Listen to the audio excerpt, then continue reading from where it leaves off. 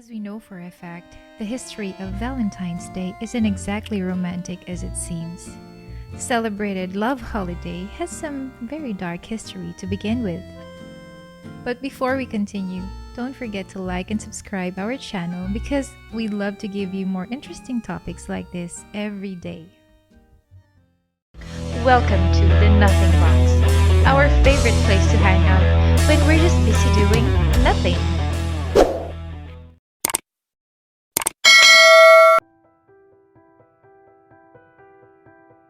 Although history books have yet to tell us exactly the actual origin of this love holiday, Shakespeare and the Romans had quite a lot to do with this story.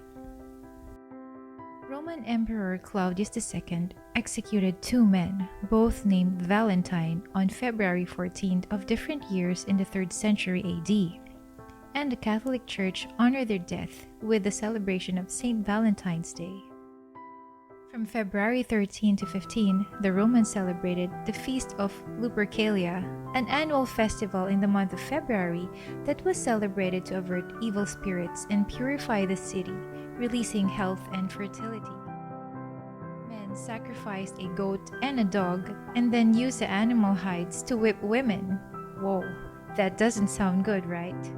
Priests would sacrifice a goat for fertility and a dog for purification. They would then divide the goat's hide into strips, dip them into the sacrificial blood, and take to the streets, gently slapping both women and crop fields with the goat hide. Far from being fearful, Roman women welcomed the touch of the hides because it was believed to make them more fertile in the coming year. Later in the day, according to the legend, all the young women in the city would place their names in a big urn. The city's bachelor would each choose a name and become paired for the year with this chosen woman. These matches often ended in marriage.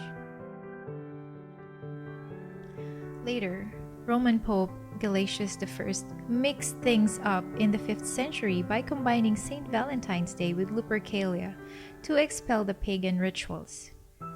As time went on, famous writers and poets made this dark holiday a bit sweeter by romanticizing it with their artwork or resulting in the creation of handmade paper cards for the special day during the Middle Ages. The Industrial Revolution in the 19th century, combined with the popularity of this love holiday in the Western world, began the process of factory-made cards.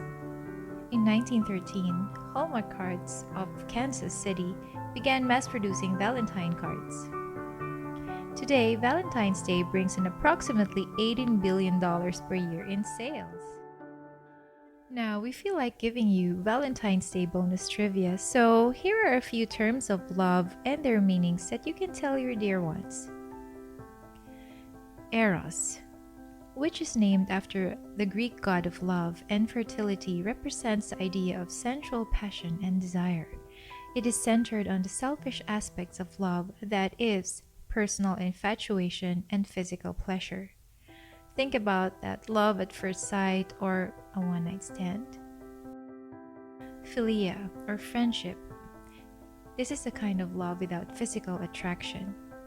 The ancient Greeks value philia far above eros because it was considered a love between equals.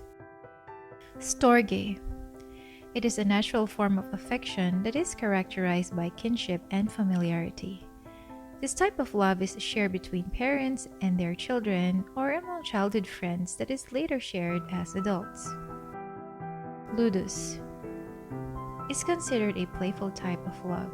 According to the Greeks, ludus is the feeling we have when we experience the early stages of falling in love with someone, such as fluttering heart, flirting, teasing, and feelings of euphoria. Mania, or obsessive love, is a type of love that leads a partner into a type of madness and obsessiveness. It occurs when there is an imbalance between eros and ludus. Pragma, an enduring love, is the love that we all strive for in romantic relationships and close friendships. It is characterized as a love that has aged, matured, and developed over time. It is beyond the physical. It has surpassed the casual, and it is a distinctive harmony that has formed over time, a type of love that is not easily found.